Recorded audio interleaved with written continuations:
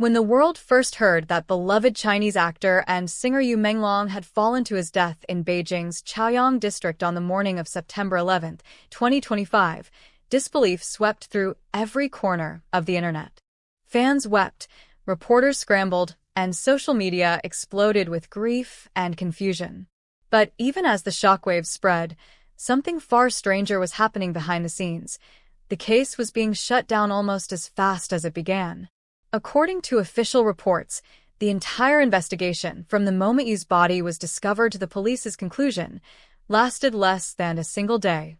By 6:44 p.m., barely 12 hours after the fall, the statement from Yu's studio declared that authorities had ruled out criminal involvement. No suspects. No further inquiry. No delay. Just silence. But why such urgency? Why did Beijing's most publicized death of the year receive such a swift, clinical ending? And who benefited from that silence? A case too neat, too fast. Witnesses from the residential compound in Chaoyang recalled hearing a loud commotion before 8 a.m. Some even claimed to have seen two unidentified men leaving the scene minutes before police arrived. Yet those testimonies were nowhere in the official record. By noon, a team of forensic technicians had completed their on-site work and removed the body. Less than 6 hours later, the accidental fall due to intoxication verdict was released. Experts say that's virtually impossible for a full toxicology report.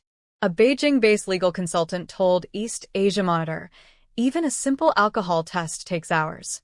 To determine intoxication as the cause within half a day suggests the decision was made before all data was in. The verdict was not just quick, it was convenient. The studio's sudden return. Adding to the strangeness, Yu's personal studio, which had been officially deregistered 2 months earlier, in July 2025, suddenly reappeared in the conversation. Despite being defunct, it was the studio that issued the evening statement confirming his death and repeating the police's conclusion. Insiders later revealed that Yu's studio had faced mounting pressure in the weeks before his death. Legal documents from June showed an unresolved financial dispute involving brand endorsements and unpaid royalties. Some reports suggest that Yu had been preparing to move his management under a new company, a move that could have financially crippled his old team. Yet that same deregistered team was the one speaking on behalf of the deceased. Who authorized them to do that? Silenced witnesses and deleted posts. Within 24 hours of the incident, hundreds of Weibo posts discussing Yu's death disappeared. Fan accounts that speculated about foul play were suspended. A particularly disturbing clip, believed to show emergency workers arguing with a man in plain clothes near the building, vanished entirely. By September 21st, Beijing's Public Security Bureau announced that 3 individuals had been detained for spreading false rumors. But many noted that none of those accounts had claimed anything outrageous. Most were simply asking questions about inconsistencies in the timeline. Weibo then launched a massive crackdown, removing over 100,000 posts, suspending 1,000 accounts, and disabling comments on more than 15,000 others. Never before had a single celebrity's death prompted such a digital purge. It was almost as if the narrative had to be protected, even at the cost of free discussion. A mother's voice, then silence. On September 25th, Menglong's mother reportedly released an open letter claiming her son's death was not accidental, but deliberate. Screenshots of the letter spread like wildfire before being deleted within hours. When the same account later posted a revised version, it had been softened. The accusation was gone, replaced with a plea to stop speculation. Those close to the family say the second version didn't sound like her at all. She was grieving, but determined, a family acquaintance told Starview Daily. Then suddenly, she withdrew every statement, like someone had gotten to her. Why would a mother, still in mourning, publicly retract her suspicions? Why would she be silenced if the truth was simple? The night before, what really happened? Friends confirmed that Yu attended a private gathering the night before his death. Alcohol was involved, yes, but those who saw him last described him as calm and reflective, not reckless. Rumors pointed to actor Fan Shiqi, who was allegedly present that evening. Though Fan denied the claims and threatened legal action, the backlash was swift. Concert tickets unsold, his image scrubbed from dramas, his name dragged through the mud. Still, not one of the supposed attendees ever came forward to clarify what truly happened that night. Not one. Was it fear, guilt, or a directive from higher up? The clock that doesn't add up. A leaked screenshot from the compound's internal log revealed an odd inconsistency. The time of the emergency response call was 8:02 a.m., yet the official police bulletin listed the discovery time as 8:18 a.m., a 16-minute gap unaccounted for. Where was you during those missing minutes? Was there an attempt to revive him, or to conceal what really happened? Those questions were never addressed in any official statement. Instead, the entire focus was redirected toward discouraging rumors spreading. The message was clear: stop asking. Move on. The perfect ending. For a government keen on stability, a closed case is the perfect outcome. No uncertainty, no unrest, no blame. Accidental fall due to intoxication, an ending that tidily removes all responsibility. But the timeline, the censorship, the withdrawn letters, and the vanishing witnesses tell another story. It's the story of a death too quickly explained and a truth too inconvenient to uncover. Was Yu Menglong a victim of circumstance or a victim of silence? The world may never know. But one thing is certain: in Beijing that morning, something fell harder than Yu Menglong. The truth. The morning of September 11th, 2025, might have been ordinary for most of Beijing, but for one man, it was the day everything ended. By sunrise, the faint glow of dawn washed over Chaoyang's skyline, reflecting off glass towers and high-end apartments. Inside one of those buildings, Yu Menglong, a star adored by millions, was said to have taken his last breath. But as more details trickled out, one thing became clear: nothing about that morning was ordinary. The police called it an accident. Fans called it a tragedy. But those who knew the darker side of Beijing's entertainment elite whispered another word: setup. The morning after the party. The night before his death, Yu attended what insiders later described as a private industry mixer, a gathering that brought together young actors, producers, and sponsors. Witnesses claimed the atmosphere was tense, not festive. One attendee recalled Yu sitting quietly by the window, nursing a glass of whiskey, ignoring the laughter and fake smiles around him. He looked lost, the source said. Like someone who'd just seen something he shouldn't have. Rumors now suggest that Yu may have confronted a top executive that night, someone connected to his previous management company. The argument, which reportedly started over contract disputes, escalated after midnight. A waiter allegedly overheard the executive saying, "If you walk away, you'll regret it." Hours later, Yu would be found lifeless. A timeline that doesn't fit. At 7:49 a.m., Chaoyang residents reported hearing a shouting match from one of the upper floors. Some said they heard a man yelling, "No! Stop!" followed by a loud crash.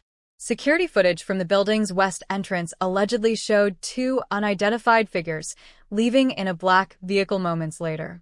But the public never saw that footage. When the police report surfaced, it claimed no one was present in Yu's apartment at the time of his fall. Yet neighbors swore they saw lights flicker and shadows moving inside moments before the incident. The footage, the one that could have confirmed it, was reportedly corrupted and deemed unusable. It was as if someone had pressed delete on the truth. The mystery of the red notebook. A cleaner employed by the building later came forward anonymously, revealing that Yu's personal belongings were removed within an hour of the discovery. Among them, she claimed, was a small red notebook with several torn pages. Insiders close to Yu said he kept handwritten notes, personal thoughts, song lyrics, and sometimes names of people he planned to cut ties with. According to one of his close friends, the notebook had recent entries about a lawsuit, potential blackmail, and a betrayal from someone close. That notebook was never listed in the police inventory. Why? No one knows. The studio that shouldn't have spoken. When Yu's deregistered studio suddenly released a public statement confirming his death, fans were shocked. How could a company that no longer existed issue official communications? Even stranger, the statement was timestamped 6:44 p.m., But employees of China's Business Registration Bureau confirmed that the entity had been inactive since July. So, who typed that statement? Investigators later noticed the phrasing mirrored the official police bulletin, word for word. It wasn't a tribute. It was a replica of the state narrative.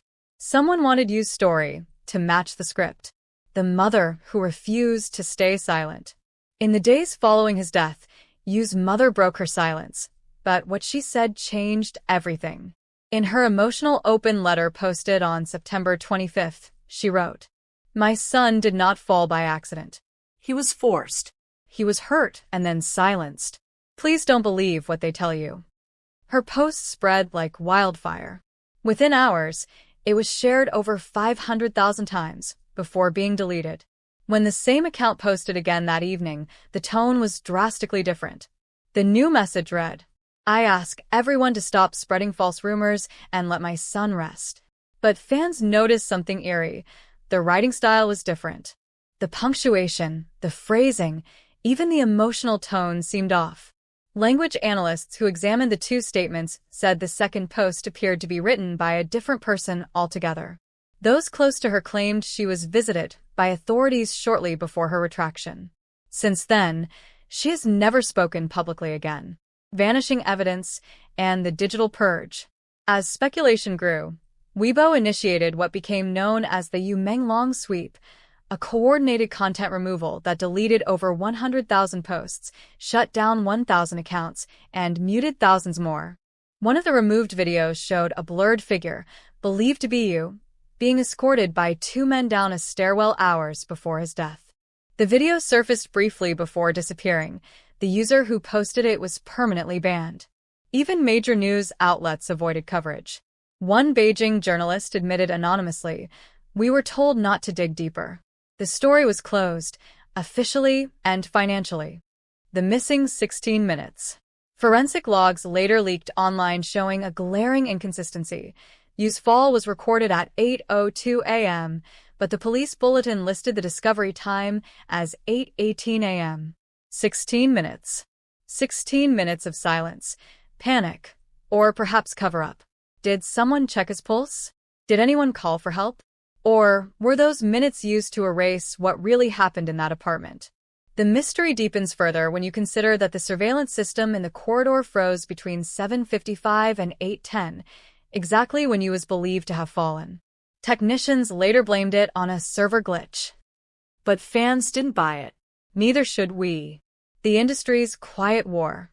To understand the motive, one must understand the stakes. Yu was reportedly preparing to launch his own production studio, independent of his old management and linked to a new international sponsor. That move would have redirected millions of yuan away from his current partners. In an industry where image and influence are currency, Yu's defection wasn't just a career move, it was a threat. Multiple insiders claimed that weeks before his death, Yu received anonymous calls warning him to stay in line. He even confided in a friend, "If something happens to me, don't believe it was an accident." Those words would haunt fans forever. The quiet streets of Chaoyang. Days after the tragedy, the residential compound was scrubbed clean. Fresh paint covered the spot where Yu's body was found. Security guards were replaced.